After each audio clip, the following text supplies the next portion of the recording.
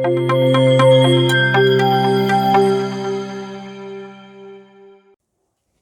को नमस्कार। मैं डॉक्टर कैलाश आज लेकर के आया हूँ राज कॉमिक्स बाय मनोज गुप्ता जी की तरफ से प्रकाशित शक्ति रूपा यथारूप का रिव्यू। इसको रिव्यू करने में मुझे 2 दिन का समय लगा। इसको पहले मैंने पढ़ा अच्छे से अनबॉक्सिंग के बाद में, फिर मैंने कहा आप करेंगे रिव्यू इसका।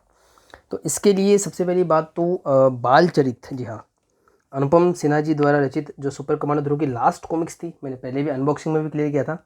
एंड गेम थी, 2018 में आई थी और 2015 में ये एक सीरीज़ शुरू हुई थी बाल चरित। इसका पेपर वर्क कई बार दिखा चुका हूँ, मैंने कहा आपको कलेक्टर एडिशन भी दिखाता हूँ। तो ये है संजय गुप्ता जी द्वारा हमको मिला था ये कलेक्टर एडिशन। इसमें 6 कॉमिक्स शामिल हैं। पहले कॉमिक्स का नाम है, मैं सीधा कवर पे ही दिखा देता हूँ, इसमें जो पीछे कवर पेज होते हैं वो दिखाता हूँ आपको। तो पहले कॉमिक्स का नाम होगा हंटर्स, मुझे नाम याद है, पेज दिखाया आपको, कवर दिखाता हूँ, कहाँ गई इसका आउट देगा। तो पहली कॉमिक्स थी हंटर्स, दूसरी कॉमिक्स फ्लैशबैक, तीसरी नोमेंस लैंड, फोर्थ या चौथी जो थी फिनिक्स, फिफ्थ या डेड एंड, और सिक्स्थ आपके सामने है एंड गेम। तो ये संजय गुप्ता जी वाला वेरिएंट है मेरे हाथ में, कलेक्टर एडिशन। इसके पेपर बैग भी है मेरे पास में, उसका भी मैं कई बार रिव्यू कर चुका हूँ। इस बार इसको देखने की इच्छा हुई तो मैंने ये निकाली। ग्लोसी पेजेस में जैसा ओरिजिनली आया था वैसा ही संजय गुप्ता जी ने पेपर बैग निकाले विद अट्रैक्टिव नोवेल्टीज़। उसके अलावा ये कलेक्टर एडिशन निकाला, बहुत ही शानदार, और इसमें हमको दिया इस तरीके का अनुपम सिन्हा जी द्वारा बनाया गया जैकेट कवर। ये 4 फोल्ड में है, जी हाँ, फ्रंट में भी और बैक में भी। तो सारी सीरीज़ के इवेंट्स को समअप करता है कलेक्टर एडिशन। इसका अनबॉक्सिंग वगैरह सब चैनल पे अवेलेबल है। और सबसे खास बात मुझे लगी इसका ये, हाँ, स्लिप केस कवर, बहुत ही शार्प कॉर्नर का, काफ़ी अच्छी क्वालिटी का स्लिप केस कवर मिला था। और अपने समय में, मतलब अपने समय 2021 का सबसे महंगा कलेक्टर एडिशन ये हुआ 2200 रुपये का। इसका रिकॉर्ड अभी तोड़ा था ये संजय गुप्ता जी के नागायण नहीं, मैंने कुछ दिनों पहले ही अनबॉक्स किया है। 5000 रुपये की अनाउंस हुई थी और 4200 रुपये की वो फिर हमारे सामने आई थी, वो संपूर्ण नागायण। तो संपूर्ण बाल चरित को फिलहाल रखते हैं। इसकी लास्ट कॉमिक्स थी एंड गेम।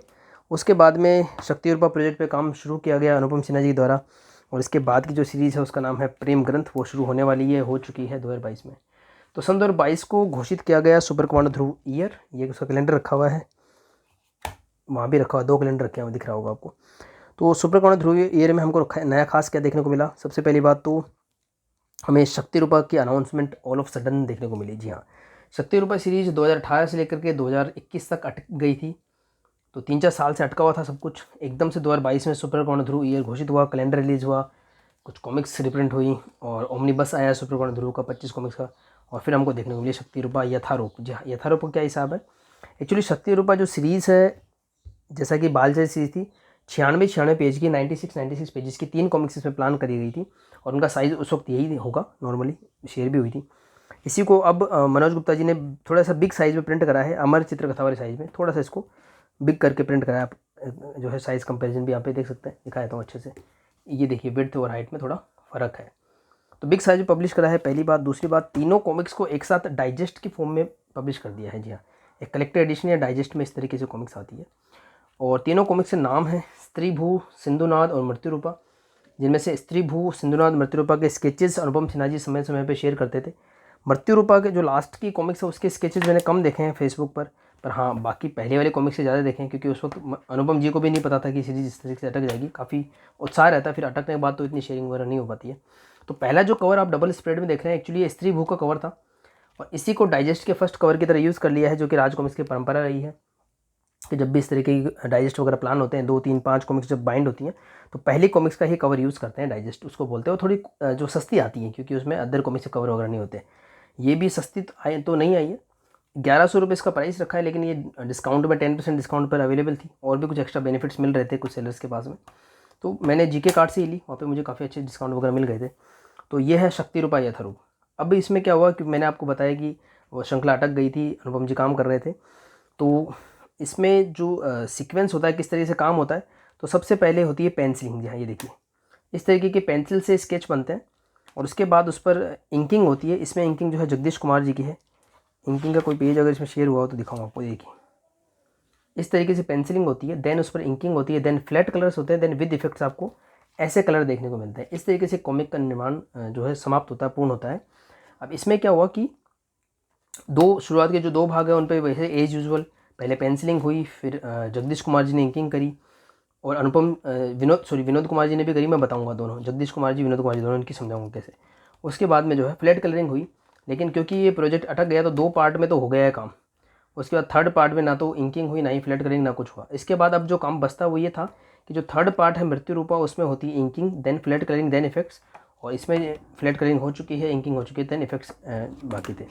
अगर हम इसमें इंकिंग की बात करें तो इसमें इंकिंग जगदीश कुमार जी का नाम लिखा हुआ है, पर मैं आपको बताता हूँ कि विनोद कुमार जी का काम भी है। अब ये तो जो टीम है वही वेरीफाई कर सकती है, पर मुझे पक्का पता है कहाँ से कहाँ तक, वो भी मैं बताता हूँ। एक विनोद कुमार जी का मैं फ़ैन रहा हूँ, अनुपम विनोद जी की जोड़ी मेरी फेवरेट है। तो जगदीश कुमार जी का काम हमको मिल जाता है पेज नंबर 46 तक, पेज नंबर 46 तक जो है वो जगदीश कुमार जी का काम है। पेज नंबर 47 से मुझे लग रहा है, मतलब 100% लग रहा है मुझे तो, 47 से लेके काफ़ी पेज में विनोद कुमार जी ने इंकिंग की है, काफ़ी पेजों में की है। देखिए ये जो है, ओहो, बहुत, मतलब 40 के करीब पेज में विनोद जी की इंकिंग देखने को मिलती है हमको, काफ़ी ज़्यादा पेज में देखने को मिलती है भाई। ये देखिए, ये इतने पेज जो है ना, ये देखिए, ये जी जी 132 ही जो पेज नंबर दिख रहा है, 132 पेज तक विनोद कुमार जी के बीच में अगर कोई डिसकंटिन्यूटी हुई तो मैं चेक कर लेता हूँ। हो सकता है बीच में कहीं जगदीश जी की इंकिंग भी आ गई, मैंने चेक ना किया, नहीं, कंप्लीट विनोद कुमार जी की इंकिंग है इसमें। और आपको दिख भी जाएगा फ़र्क, पुराने कॉमिक से फ्लेवर आएगा, क्यूज मास्टर वगैरह जो आती थी वैसा फ्लेवर। और 132 बोला था कि मैंने, जी हाँ। तो 132 तक विनोद कुमार जी की इंकिंग है, उसके बाद 133 से जगदीश कुमार जी की इंकिंग है, फिर बीच में विनोद कुमार जी की इंकिंग आएगी, बताता हूँ कहाँ पर आएगी। ये जगदीश कुमार जी की इंकिंग है, जगदीश जी की,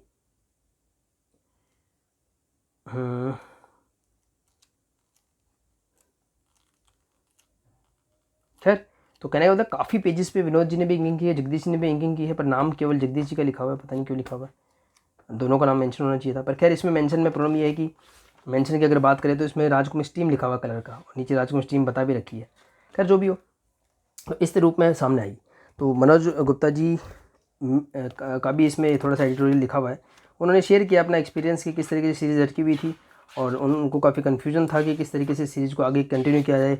तो उन्होंने बोला कि इसको हमने Bhagavad Gita as it is के नाम पर जो है, Bhagavad Gita as it is एक बुक आती है सलीला प्रभुपाद की, इस्कॉन की तरफ से, तो उसका नाम होता है हिंदी में भगवत गीता यथारूप। तो उन्होंने उसी नाम पे इसका नाम रखा, शक्ति रूपा यथारूप, और बोला जैसी है वैसी आपके सामने प्रस्तुत है।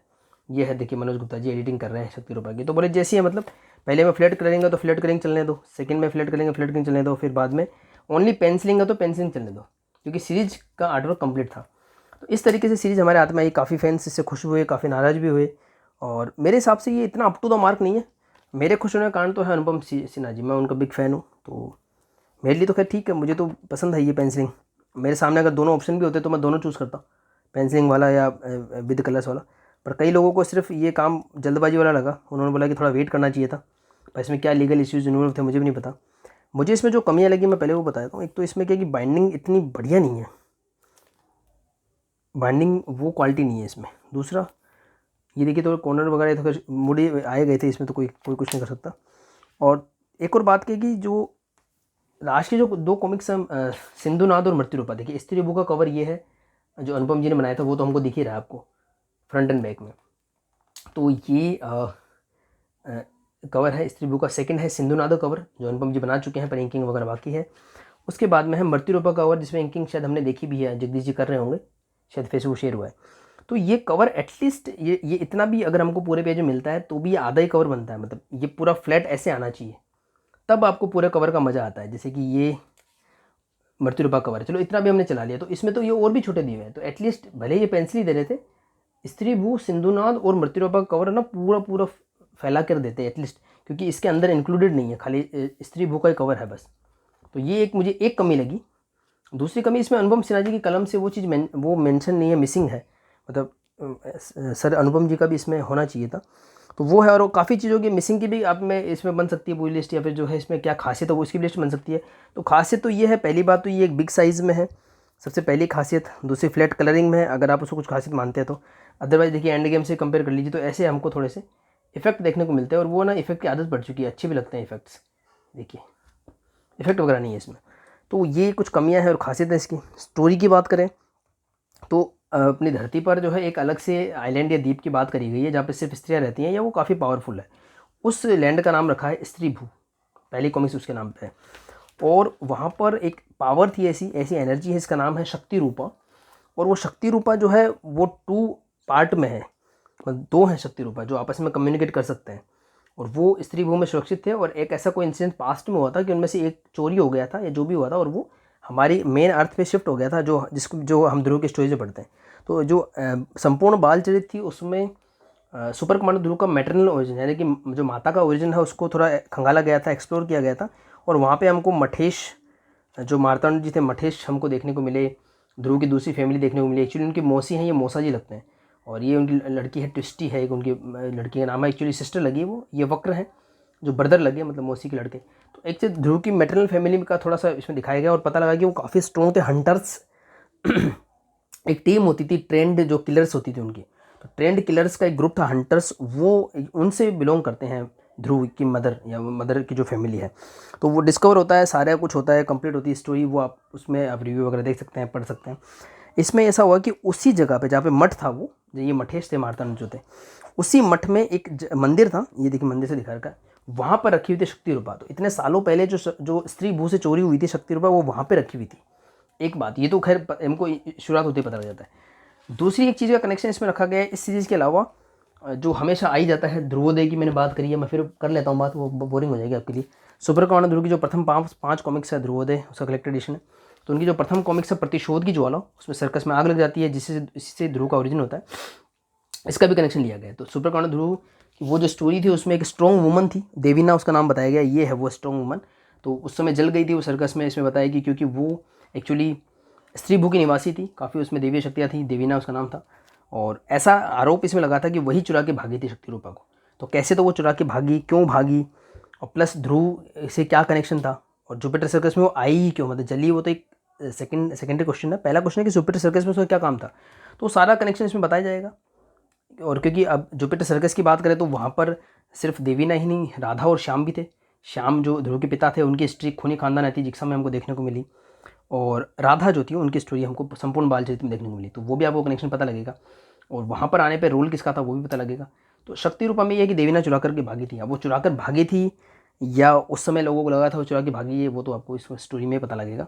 ये एक चीज़ हुई। दूसरी चीज़, अब क्योंकि वो पता लग चुका शक्ति रूपा जो है वहाँ पर है, और एक्सीडेंटली वो जगह एक्सपोज हो जाती है, तो सभी लोग उसके पीछे पड़ जाते हैं। यहाँ पर एक लेडी से बना रखी है, इसका नाम है डेथ किस या फिर ओनली किस। तो यहाँ पे देखिए ये किस से कुछ बन रहे हैं फ्लाइंग से, मतलब वो ऐसे कुछ केमिकल होते हैं, ब्लास्ट वगैरह होता है। तो इस तरीके की विलेन होती है। ये शक्ति रूपा को हासिल करने का पहला प्रयास करती है, सफल होती है नहीं होती है वो इसमें आपको पता लगेगा। लेकिन ये है कि शक्ति रूपा अलग अलग जो है लेडीज़ या स्त्रियों के हाथ में होकर गुजरती है। उन स्त्रियों के नाम हैं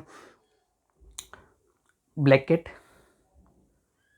चंडिका जो कि श्वेता ध्रुव की बहन है, जो कमिश्नर राजन मेहरा जी उनकी लड़की है, और तीसरा है खुद नताशा। तो काफ़ी लोगों के हाथ से होकर निकलती है। और ट्विस्टी जो सिस्टर हैं सुपर कमांडो ध्रुव की, मतलब वो मार्तंड मठेश की बेटी है। तो वो ये 3-4 लोग उसमें इन्वॉल्व होते हैं। तो किस तरीके से शक्ति रूपा तक वो पहुँचते हैं पहली बात, तो वो सारा इसमें बता रखा है।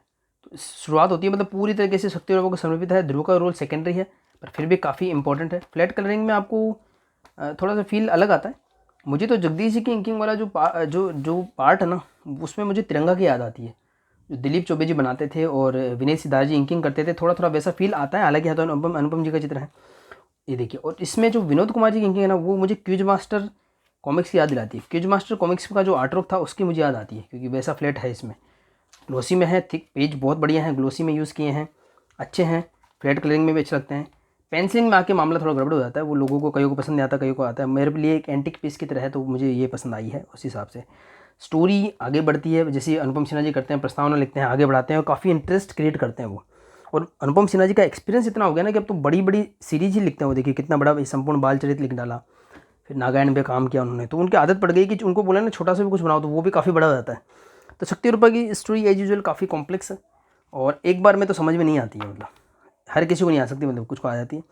तो वो है तरीका। और मैंने सबसे पहले इसका पेंसिलिंग वाला कॉमिक्स पढ़ी थी, मैंने इसको रिवर्स ऑर्डर में पढ़ा था और मुझे बड़ा मज़ा आया है, क्योंकि मुझे अलग से फील नहीं हुआ यार। इसकी बाइंडिंग, लोग बोल रहे थे कि लास्ट वाले पार्ट की बाइंडिंग में इशू है, मुझे भी ऐसा लग रहा है। देखो पढ़ने के बाद में लास्ट वाला पार्ट ना उसकी बाइंडिंग थोड़ी सी ठीक नहीं है, देखो बाहर बाहर से आ रहे हैं पेज, बाकी तो फिर भी ठीक लग रही है।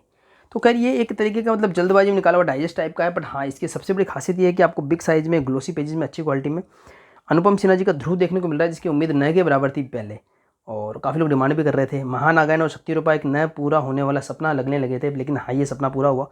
कंप्लीट स्टोरी आपके हाथ में है, ये भी एक बड़ी बात होती है, तो कंप्लीट स्टोरी है। अब धीरे धीरे करके आएगी। संजय गुप्ता जी तो अपने प्रीमियम क्वालिटी के लिए काफ़ी चर्चित रहे हैं। अभी नागायण का कलेक्टर एडिशन आप देख सकते हैं, मेरा अनबॉक्सिंग रिव्यू वगैरह।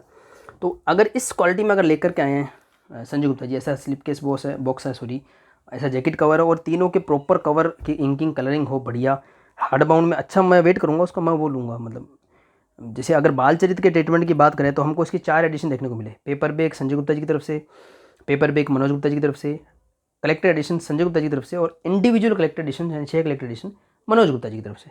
तो उनमें मुझे मनोज गुप्ता जी वाले कलेक्टर एडिशन कुछ खास पसंद नहीं आए थे, क्योंकि वो ओरिजिनल की कॉपी थे और ओरिजिनल से उसमें कम मैटर मिल रहा था, ओरिजिनल से कुछ ज़्यादा होना चाहिए।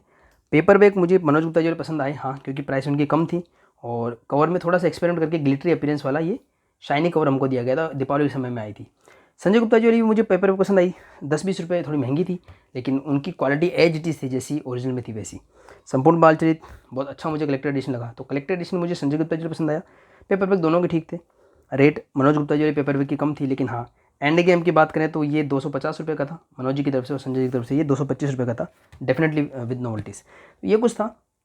तो शक्ति रूपा यथारूप तो हमारे हाथ में है अभी, और मुझे इंतज़ार रहेगा कुछ इस तरीके की इसके प्रीमियम ट्रीटमेंट का। लेकिन अब मैं इसको इस रूप में नहीं देखना चाहूँगा, मतलब इसको नागायण जैसा ट्रीटमेंट ना, बड़े बिग साइज़ में विद प्रॉपर इफेक्ट्स, वो सब चाहिए। और हाँ नाम है ना मेंशन हो, तो सबसे पहले अनुपम सिन्हा जी की कलम से इसमें हो सकता था, वो नहीं मिला। विनोद कुमार जी की इंकिंग है, पर पता नहीं क्यों नहीं मेंशन करी है। और बाइंडिंग थोड़ी सी, क्योंकि ये काफ़ी हैवी हो जाती है, मतलब पेपर ग्लोसी थिक है, उसके अलावा इतनी मोटी है, 304 पेज की शायद ये पूरी, और इतनी बाइंडिंग इसके लिए पर्याप्त नहीं है। पर एक डाइजेस्ट की तरह आप जो समझिए, क्योंकि उतना सब में आती है तो होल्ड कर करके आती है, काफ़ी कॉस्ट बढ़ करके आती है। सर्फ 70 का एग्जाम्पल आप देख लीजिए, नेक्स्ट पार्ट रिलीज होने में काफ़ी समय लगता है, वो भी काफ़ी कॉस्टली होता है, 32 पेज के 200 रुपये लिए जा रहे हैं। तो उस हिसाब से मतलब वैसे मतलब सारा कुछ है ना, कॉस्ट बेनिफिट एनालिसिस करके इसको लो, तो आपके लिए क्या मैटर करता है वो। मेरे लिए ठीक था, मेरे लिए तो अनुपम सिन्हा जी की पेंसिलिंग ही काफ़ी है। इवन अगर ये पेंसिलिंग होती है ओनली और कैप्शंस नहीं होते तो भी मैं इसको लेता, तो वो मैं अपना मेरा पॉइंट ऑफ व्यू उस तरीके से होता है। तो काफ़ी अच्छी लगी मुझे। विनोद कुमार जी की इंकिंग से भी फील आया पुराना वाला, जगदीश कुमार जी की इंकिंग भी देखने को मिली। स्टोरी पूरी है और बहुत बढ़िया स्टोरी है, लेकिन लास्ट में थोड़ा क्या है कि एक तो मैं बताऊँ कि 4 लेडीज़ के हाथ से ये गुजरती है शक्ति, और किस किस तरीके से उनकी भावनाओं जगाती है। इसमें कई लोगों को थोड़ा अटपटा ये लगा कि नताशा जो है, जिसी के साथ में ये प्रेम ग्रंथ नेक्स्ट सीरीज आने वाली है सुप्रभानु ध्रुव की, और नताशा और चंडिका मतलब जो श्वेता है सुप्रभानु ध्रुव की सिस्टर, उससे काफ़ी अच्छी दोस्ती है नताशा की। तो इसमें दिखा है कि उसमें वो भी लड़ाई सी होती है, प्राणघातक हमले वगैरह होते हैं। लेकिन मैं एक बात बताता हूँ आपको ना, मेरा जो लाइफ का एक्सपीरियंस रहा है कि जो बच्चे होते हैं ना, जो छोटे बच्चे होते हैं क्लास मान लो कि स्कूलिंग वगैरह तक, तो उनकी फ्रेंडशिप वगैरह ज़्यादा होती है और वो अपने पेरेंट्स से काफ़ी अलग लगते हैं। हमें लगता है कि हमारे पेरेंट्स से हम काफ़ी अलग हैं, सब कुछ हम अलग ही कर जाएंगे। लेकिन सच्चाई ये है कि अगर जैसे से हमारी उम्र बढ़ती है और हम अपने पेरेंट्स वाली एज में आते हैं, तो लगभग हम भी वैसा ही कुछ कर रहे होते हैं। रीज़न ऐसा होता है कि एक तो हमारे पेरेंट्स से हमको जेनेटिक जो है मिलता है, विरासत मिलती है। दूसरा, हमको ईटिंग हैबिट्स हमारे पेरेंट्स से मिलती है। फिर हमको हमारी एक्सरसाइज हैबिट्स हमारे पेरेंट्स से मिलती है। और तीसरा क्या होता है कि हमारे को थिंकिंग जो होता है, बिलीफ सिस्टम्स, वो भी हमारे पेरेंट्स से मिलते हैं। तो नताशा के मामले में ग्रैंड मास्टर रोबो का कितना बड़ा इन्फ्लुएंस रहा है नताशा पे, हम सब जानते हैं। पहले भी वो कमांडर थी, बीच में रिपोर्टर बनी, फिर वो कमांडर बनी। तो नोविंगली अनोविंगली कॉन्शियसली सबकॉन्शियस जो भी है, नताशा पर ग्रैंड मास्टर रोबो का काफ़ी प्रभाव रहा है। और ग्रैंड मास्टर रोबो भी एकदम से इतना आक्रामक हो गए मशीनी ढांचे की वजह से, या जो है उनमें हार्मोनल इम्बैलेंस की वजह से। लेकिन नताशा में कुछ गुण तो वैसे हैं, तो जैसा ग्रैंड मास्टर रोबो में पूरी दुनिया पर राज करने की है, वो काफ़ी आक्रामक हो जाते हैं। तो अगर नताशा को शक्ति रूपा से शक्ति मिली है तो उसकी ब्रेन पर असर होना लाजमी था। तो वो मुझे थोड़ा जस्टिफाइड लगा कि हाँ वो ऐसा ही करेगी, क्योंकि हम भी अगर हमारे पेरेंट्स की वाली अगर स्थिति में हों, एग्जैक्टली हमको वही सब कुछ देखने को मिले, तो हम भी बिल्कुल वैसा ही बिहेव करेंगे जैसे हमारे पेरेंट्स बिहेव करते हैं। अगर हमारे बिहेवियर में थोड़ा डिफरेंस है तो उसकी वजह होता है एनवायरनमेंट। हम अलग एनवायरनमेंट, अलग परिस्थितियों में पले बड़े होते हैं, ये थोड़ा डिफरेंस आता है। तो हाँ ये है। रही बात स्पॉइलर की, तो इसमें है कि जो पात्र परिचय वगैरह दिया गया है पूरी पेंसिलिंग का यूज़ करके, देखिए अनुपम जी की पेंसिलिंग कितनी अच्छी लग रही है। तो इसमें थोड़ा पात्र परिचय दिया गया है। पहले मनोज गुप्ता जी का राजपृष्ठ है, स्त्री बुक का पात्र परिचय दिया गया है, देवी सरानी है, देवी अक्षया है, देवीना है, सिंधु ओहू। फर्स्ट पार्ट की डिस्कशन में हो गया था, थोड़ा आगे बढ़ना पड़ेगा, मैं बताता हूँ। एक्चुअली जो पीवी सिंधु है हमारी बैडमिंटन प्लेयर, उनके ऊपर ये 2019-20 में अनुपम जी ने रिवील भी किया था, ये कैरेक्टर बनाया था। और इसी के नाम पे नेक्स्ट पार्ट है सिंधुनाद। ये कैरेक्टर आपको ज़्यादा एक्सप्लोर मिलेगा सिंधुनाद में। सेकंड जो पार्ट है सिंधुनाद, उनके नाम पे, उनका नाम ही सिंधुनाद इसमें रखा गया है। तो उनका थोड़ा गेटअप भी आपको मिलेगा पीवी सिंधु से। ये देखिए ये है वो सुपर, एक्चुअली काफ़ी अच्छा कैरेक्टर बनाया है, बहुत इंटरेस्टिंग है कैरेक्टर भी। और फर्स्ट सेकंड पार्ट में काफ़ी क्यूरियोसिटी जनरेट होती है। तो वो देवीना और सिंधुनाथ पहले के लोग हैं, तो पहले देवीना को एक्सप्लोर किया था फिर सिंधुनाथ को, और इनके बीच में कुछ गलत फहमियाँ होती हैं। देवीना सोचती है कि सिंधुनाथ ने कुछ गड़बड़ करी है, उनको ऐसा लगता है, सिंधुनाथ को लगता है देवीना ने छोड़। तो वो सब गलत फहमियाँ सुपरकौंडा ध्रुव की हेल्प से दूर होती हैं। और जो सेकंड पार्ट है उसमें आपको ट्विस्टी, ये जो सिस्टर है ध्रुव की मौसी की लड़की, उसमें शक्ति रूपा का स्थानांतरण देखने को मिलता है। इसके बाद आपको चंडिका में उस शक्ति का स्थानांतरण देखने को मिलेगा। और उसके बाद में फाइनली जब नताशा में स्थानांतरण होगा तब तक हमारी मृत्यु रूपा नेक्स्ट कॉमिक्स आ जाएगी। तो हाँ, अभी सिंधुनाथ का भी काफ़ी इंपॉर्टेंट है, ये मेरे से बात छूट गई थी। तो ये है देवीना स्ट्रॉन्ग वुमन जो प्रतिश्रुति ज्वाला वगैरह वो कॉमिक्स में थी। सिंधुनाथ सिंधु, कौस्तुभा, बांधवी मैंने, ये कुछ बिल्लोरी के लिए काम करती हैं, ये शक्ति रूपा की रक्षक हैं। और बिल्लोरी कौन है, जो मेन विलेन है इसमें, तो ये इसमें बताएगा। फिर ये स्टोरी शुरू होती है, तीनों खत्म होती है, उसके बाद फिर पात्र परिचय आगे और कंटिन्यू होता है। ये जब स्टोरी खत्म होती है तो उसके बाद में बोनस पेजेस में और पात्र परिचय कंटिन्यू होता है। देखिए क्या है, शक्ति रूपा बता रखा है, ये वो डेथ केस बता रखी है, देन फिर बता रखा है देवीना वगैरह का फिर से बता रखा है। इसमें क्या हुआ, देवीना ट्विस्टी जो है ना कंटिन्यू है वो, फिर सरानी, और उसके बाद में जो है बिल्लोरी बताया, बिल्लोरी पहले आ गई थी। तो इसमें ना एक स्पॉइलर दिया गया था लास्ट में, तो कुछ लोगों ने बताया कि इसमें जो बोनस पेजेस में स्पॉइलर दिया गया है, पर आई थिंक उन्होंने शायद स्पॉइलर इसलिए दिया होगा क्योंकि उनके हिसाब से पहले वाले पेजेस में कोई स्पॉइलर था नहीं, बिल्लोरी के संबंध में कोई स्पॉइलर था, तो वो भी तो यहाँ पे तो था नहीं। और उनके हिसाब से आप यहाँ पे तब पहुँचोगे जब आप पूरी कॉमिक्स पढ़ चुके होगे, इसलिए मैं भी वो स्पॉइलर दिया गया, और ये भी एक जस्टिफिकेशन मिलता है। बस ये कि थोड़े बोनस पेजेस में मैं थोड़ा सा ये हूँ कि ये जो 3 कॉमिक्स के कवर एटलीस्ट पेंसिल के बने हुए फुल में दे देते। अभी 1/4 हो गया, इसको पूरा स्त्री बुक को ऐसा देते। चलो स्त्री बुक नहीं भी देते तो चल जाता है क्योंकि स्त्री बुक का कवर तो है, पर सिंधुनाथ और मृत्यु रूपा का कवर थोड़ा और अच्छे से दे देते, बस ये है इसमें। तो ये है भाई आपके पास। और अनुपम सिन्हा जी किस तरीके से स्क्रिप्ट लिखते हैं वो भी इसमें थोड़ा सा शेयर किया गया। देखिए कॉमिक निर्माण में अनुपम जी किस तरीके से अपना दिमाग लगाते हैं, काफ़ी मेहनत होती है।